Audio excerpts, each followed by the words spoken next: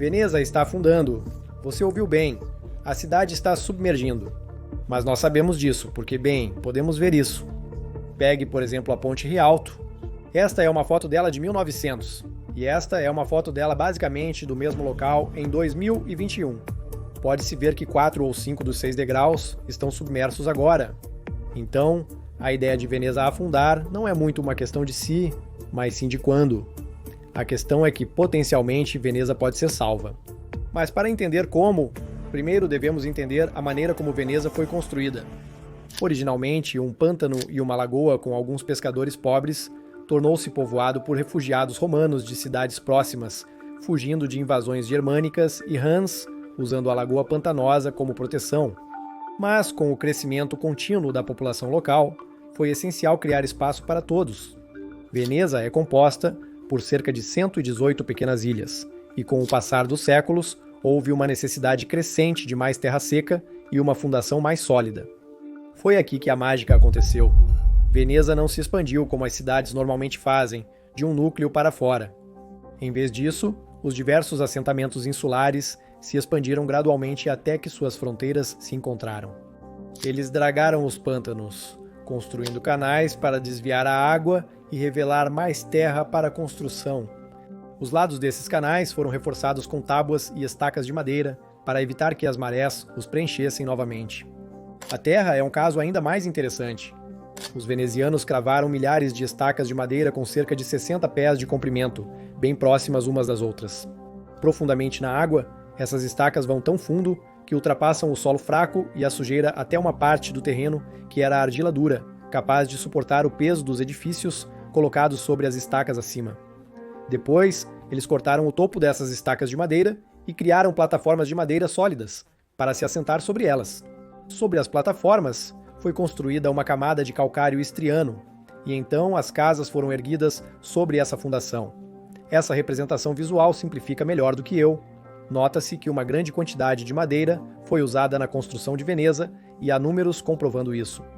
A famosa Ponte Rialto, por exemplo, se apoia em cerca de 30 mil estacas de madeira. Ou a deslumbrante Igreja Santa Maria de La Salute, ela se apoia em pouco mais de 1.100.000 estacas de madeira. Veneza é sustentada por mais de 10 milhões de toras de madeira. Um número insano, mas também inexplicável, porque as ilhas de Veneza eram ladeadas por pântanos e o mar lá era como se não houvesse floresta originalmente, o que significa que toda a madeira teve que ser importada das montanhas da Eslovênia, Croácia e Montenegro. Então, basicamente, a Veneza que vemos hoje é sustentada por milhões de tábuas de madeira que têm mais de 1000 anos, todas importadas de países vizinhos. Essa técnica funcionou por mais de 1000 anos, pois a madeira subaquática nunca apodrece. A decomposição da madeira é normalmente causada por micro-organismos como fungos e bactérias. Porém, as estacas de madeira que sustentam Veneza estão totalmente submersas, sem exposição ao oxigênio, elemento-chave para a sobrevivência da maioria dos micro-organismos. Por isso, os topos da madeira foram cortados antes das plataformas, evitando exposição ao ar. Além disso, o fluxo constante de água salgada, rica em minerais ao redor de Veneza, petrificou a madeira com o tempo, transformando-a em uma estrutura endurecida semelhante à pedra. Esse é o segredo da longevidade de Veneza. Esse não é um sistema desconhecido para a construção de cidades.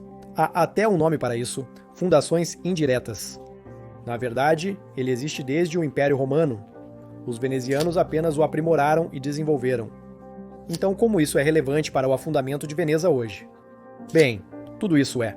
Veneza é comumente referida como a cidade flutuante, mas a realidade é que ela tem afundado tanto quanto tem flutuado. Desde o início, o peso da cidade pressionou a terra e a lama em que foi construída, espremendo a água e compactando o solo. Isso é conhecido como subsidência do solo, onde tudo desaba.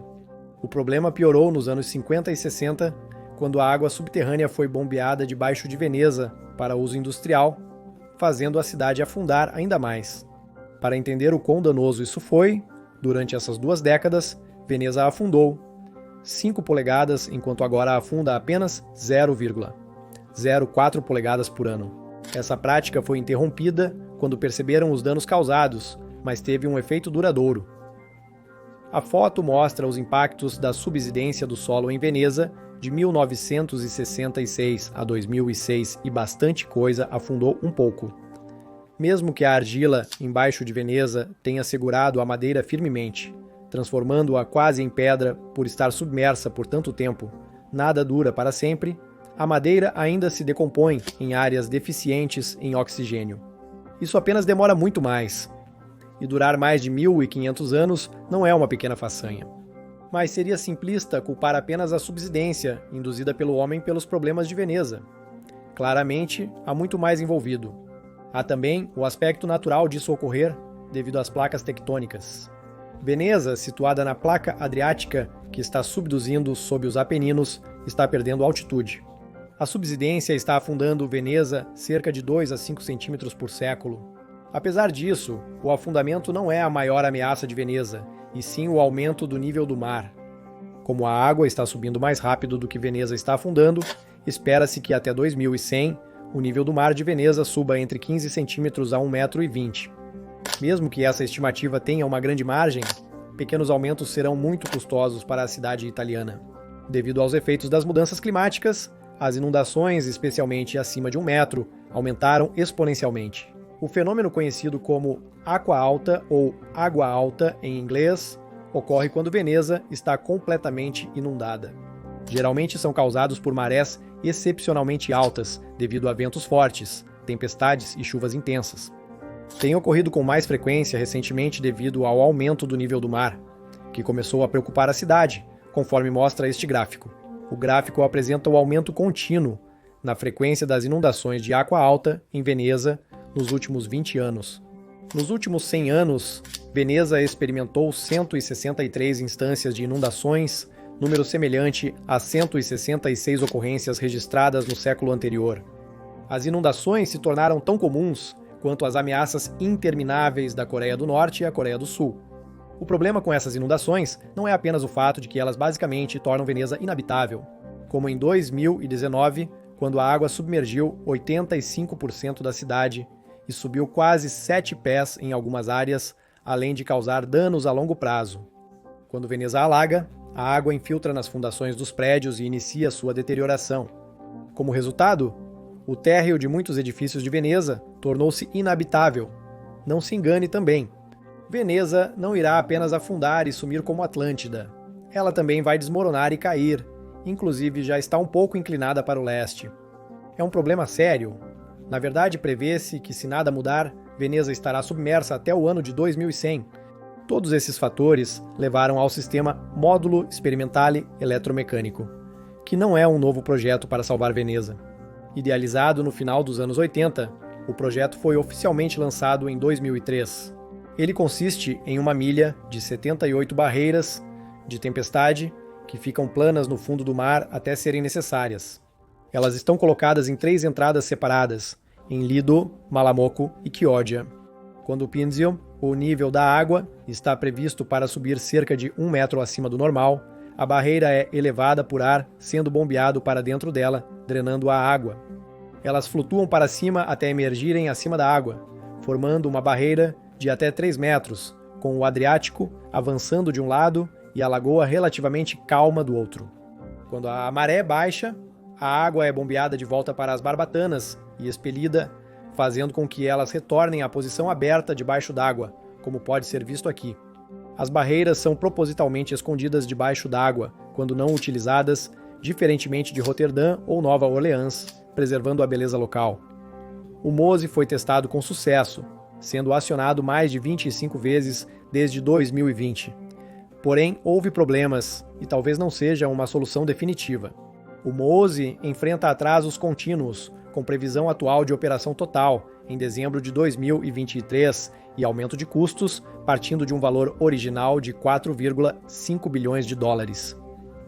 Esses problemas são os primeiros desafios enfrentados pelo projeto, para ao menos 6 bilhões de dólares, custando quase 330 mil dólares, por uso o dobro da estimativa inicial. Pode não dar certo. Além disso, há na questão maior da sustentabilidade, apesar do sistema MOSE teoricamente funcionar. O problema é que, com o aumento do nível do mar, o MOSE precisará ser elevado com tanta frequência que funcionaria como uma parede quase permanente, destruindo a Lagoa de Veneza e transformando-a em uma piscina de algas e resíduos, matando o ecossistema e a economia marítima em poucas décadas. Para salvar a lagoa, seria necessário abrir as comportas, a única proteção contra as inundações. Em resumo, o sistema Mose é uma solução inadequada e de curto prazo para proteger a cidade.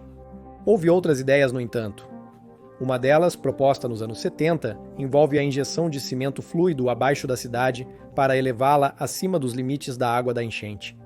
Isso já foi testado com sucesso antes, na pequena ilha de Poveglia, na Lagoa de Veneza, nos anos 70, elevando-a em 10 centímetros. A outra técnica, que envolve a injeção de bilhões de galões de água do mar sob Veneza, faria a cidade subir até um pé. Cerca de uma dúzia de poços em um raio de quase 10 quilômetros ao redor de Veneza bombeariam 40 bilhões de galões de água para o solo ao longo de 10 anos. Isso ocorre porque, se tudo está afundando para dentro, a única forma de compensar é despejando toneladas de água no local. Veneza estava afundando rapidamente nas décadas de 50 e 60 devido à extração de água de seu subsolo. Basicamente, é só reverter para salvá-la. Este método científico é amplamente usado para estabilizar plataformas de petróleo durante a extração de fluido, então pode funcionar. MOE sozinho não é suficiente devido à alta frequência necessária para levantar as barreiras. Porém, se combinarmos com outra ideia, como elevar a própria cidade, pode reduzir significativamente o uso de MOEs, tornando-se uma potencial solução. Mas nenhuma dessas ideias foi implementada ou realmente considerada até agora. Seja como for, Veneza precisa ser salva, sendo uma das cidades mais belas e icônicas do mundo. Perdê-la prejudicaria não só a Itália, mas o mundo inteiro. Se Veneza afundar devido ao aumento do nível do mar, teremos problemas muito maiores para nos preocupar.